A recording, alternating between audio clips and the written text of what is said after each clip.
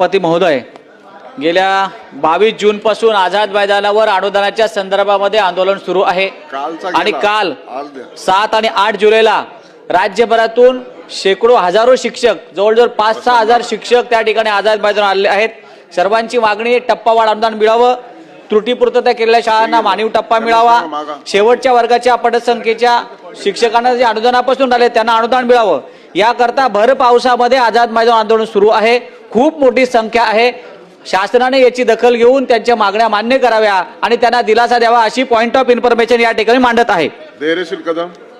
परवा दुपारनंतर त्या विधानमंडळात कोण बघायला मिळणार नाही, सगळेजण निघायच्या तयारीला लागतात। म्हणून आजचा दिवस आपल्यासाठी अत्यंत महत्वाचा आहे।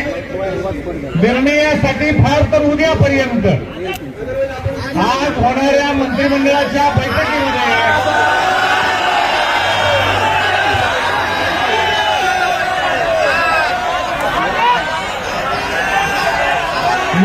मी तुम्हाला 2 दिवसाचं सांगितलं, तुम्ही आज सांगितलं, तुमचं कौतुक करतो। तुम्ही आज म्हणताय हे अत्यंत महत्वाचं आहे, कारण जो उद्यावरती जाईल, जो परवावरती जाईल, त्याला या ठिकाणी पाठीमागचा इतिहासच फक्त बघावा लागेल। म्हणून आज आणि आत्ता तुझं म्हणणं बरोबरच आहे। फक्त एक लक्षात ठेवा, जे वातावरण आहे हे सातत्याने सतत ठेवावं लागेल। इथं काही झालं तरी उठणार नाही, ही भूमिका घ्यावी लागेल। आणि ती भूमिका घेण्यासाठी तयार आहात का? 100% खंडेराव जगदाळे सरांनी हीच भूमिका पहिल्या दिवशी घेतली आहे आणि मला वाटतं सगळेच इथं असणारे गणेशजी वगैरे सगळी मंडळी खूप वेगळ्या पद्धतीने कमेंट करतायत। त्याचाही परिणाम काही ज्यांनी करायला पाहिजे काम त्यांच्यावरती होताना दिसतोय।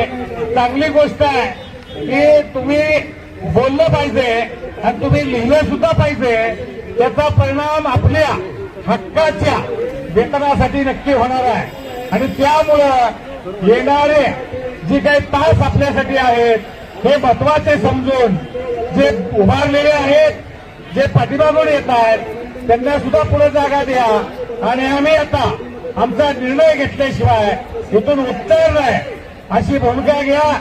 डॉक्टर बाबासाहेब आंबेडकरांनी आपल्याला जी घालून दिलेली प्रणाली आहे ती प्रणाली आपला हक्क घेण्यासाठीची आहे आणि म्हणून आमचा हक्क न देणारे कुणी असतील व त्यांना जाब विचारण्याची आपल्याला ताकद दिलेली आहे आणि त्या ताकदीचं ठिकाण म्हणजे हे आझाद मैदान आहे। म्हणून या आझाद मैदानातून आम्ही आमचा न्याय घेऊन उठू इतकेच खणगाट बांधा।